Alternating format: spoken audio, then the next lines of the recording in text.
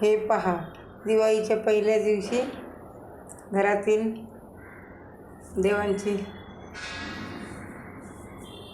पूजा अर्चा करून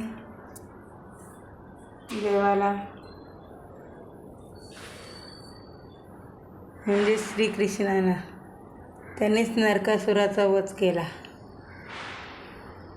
आणि हे सुदामाचे पोहे हे त्यांना पोहे, तीळ, गूळ, खोबरे, थोडंसं मीठ, साखर यांचं सर्व मिश्रित करून देवाला नैवेद्य दाखवला.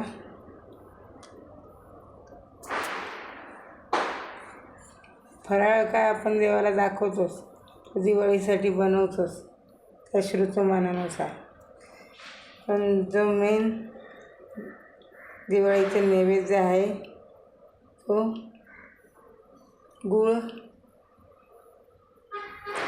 आणि पोहे यांचाच प्रसाद.